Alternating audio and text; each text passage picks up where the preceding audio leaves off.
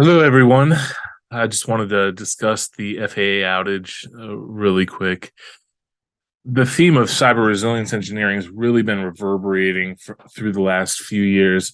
And this FAA outage has really sounded this resiliency gong again. First, in the last couple of years, ransomware has really been a thing. So we've started to think about what that means to our business and our organization.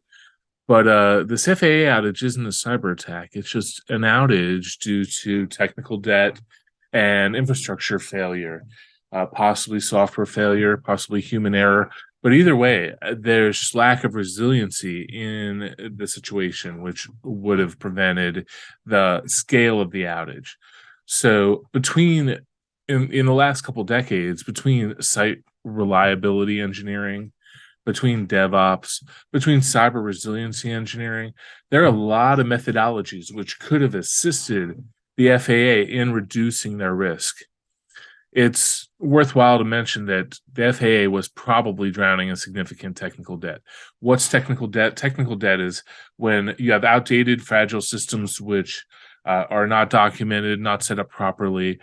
Basically, people are too busy to address the problems and are constantly moving forward with new projects. But meanwhile, there's systems that need maintenance, that need to be updated, that need to be changed, that are just lingering. And they may be supporting critical things. It may not just be things that need to be decommissioned. It may be the most critical thing in your infrastructure, but it was something that was set up 15 years ago and it's just being sat in the corner and nobody's paying attention to it.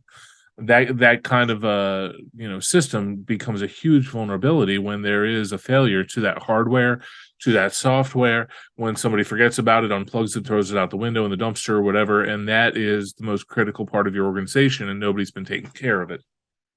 So it's kind of interesting to note that Jeff Friedman from the U.S. Travel Association, the president and CEO of that organization, said, "Today's FAA catastrophic system failure is a clear sign that America's transportation network desperately needs significant upgrades."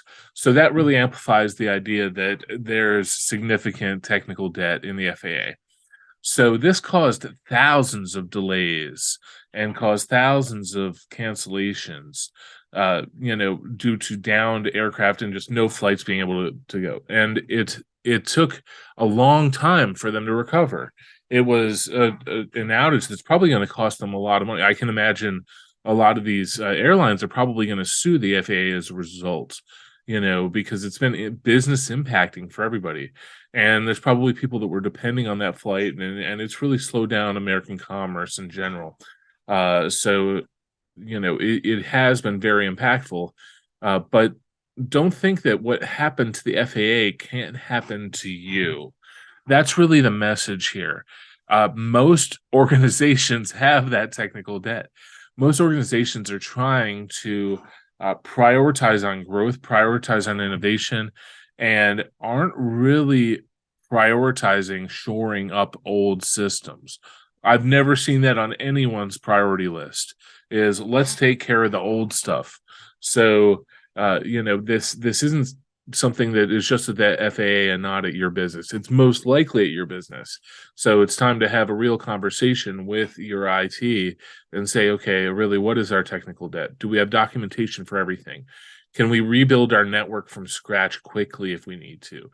Can we rebuild our servers from scratch quickly? What does it take to redeploy our ERP system?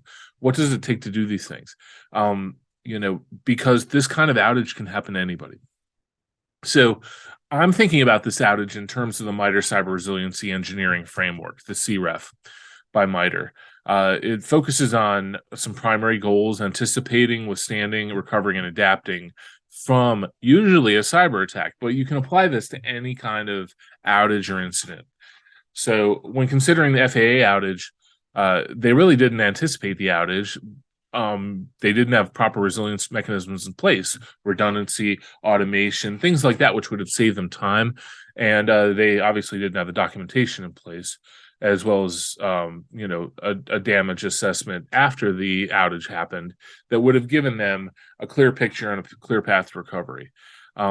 Recovery has been slow and painful, indicating there was a lack of documentation, damage assessment, monitoring, root cause analysis capabilities, simplicity which is a key part of resilience, keeping things simple enough to recover. The more complex things are, the harder it is to recover in a situation like this. And the more like fragile integrations there are, the harder it is going to be to pick things back up after this kind of incident. And obviously, there were no protected backup or restore capabilities, or those restore capabilities were so slow that they were really kind of a Hail Mary attempt to recovery, not what you would consider resiliency. So, you see this in a lot of systems, a lot of companies. They have a backup to some slow hard drive, which is great, except when you need to recover. And now you have to wait for that slow hard drive to restore your servers. And this can cause, I've seen it before, days and days and days to recover. I've seen, 4 days to recover one kind of small server because their only backup was on a slow USB drive, so it just took forever to recover. So that is probably the situation that the FAA was in, recovering from slow storage, probably lots of systems and important things, and rebuilding things without documentation. So the question is, how will the FAA adapt? Adaptation is a key part of resiliency. After this kind of thing happens, you have to do an after-action report, figure out what happened, and make a plan to improve off of that. How will the FAA adapt and improve after this outage? Will the FAA designate significant budget towards reducing technical debt and improving resilience, with the goals of preventing this kind of thing in the future? But remember, as we're talking about this, it was very impactful and it's in all the news about the FAA, but this is you. This is in not only any governmental agency, but it's any small business, any enterprise. In incident response, I'm dealing with enterprise and small business, and I see this at enterprise. I see servers that are running the whole infrastructure, that their critical apps are all dependent upon, that have been running for 15 years with no downtime, with no updates, with nothing. And there's no resiliency, no redundancy. And so this really could cause a lot of pain for any kind of organization. So what's happening to FAA isn't just unique to the FAA. It's just getting a lot of attention right now because of the impact that it caused. But what I want this to be for everybody is a wake-up call and for you to say, okay, maybe we do need to prioritize IT and security. Maybe we do need to prioritize, dedicate some resources towards shoring up some technical debt, making sure we have some resilience in place for these fragile systems, for critical infrastructure, for our crown jewels. So identifying what the most important things are to your organization. And a lot of people are putting that most important thing as like our CRM system, but what about the identity systems that support that? What about the network that support that? If any of that's gone, you can't log in and use that system. So all of these are important for somebody to really objectively look at. And now that IT is at the backbone of every organization, of every company, it's a part of your business. It's no longer electricity. It's no longer just a utility. It's no longer just a cost center. It's a part of your business. It is what everything runs on in your organization now. So your business needs to prioritize resilience around IT. This is the core of who you are. Maybe your people, it may be some product you offer, maybe your culture. But if you unplug IT, almost every business is done. Like you can't operate nowadays.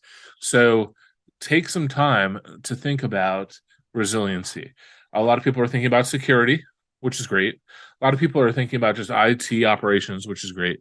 But let's think about them kind of together in this lens of cyber resiliency. And one place to start is the MITRE Cyber Resiliency Engineering Framework, the CREF.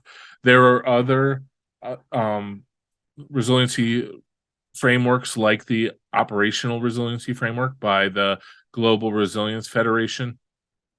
But MITRE's CREF is a good place to start thinking about IT, thinking about, what can I do to build redundant systems with protected backups that are monitored correctly, that have the right automation, that are simple enough to recover well, that we have the right documentation behind, and move forward from there. All right, guys. Thank you very much. And don't let an FAA type thing happen to your organization. And let's sympathize with the people at the FAA. They're probably, really sweating bullets while they're waiting for this slow infrastructure to recover. And they're probably being all kinds of pressure and press all over them when they're probably just waiting for slow systems. And that's not a great place to be. I feel for them. I feel for that IT administrator and whoever's responsible there. That's a lot to go through. All right. Have a great day, everybody. Thanks.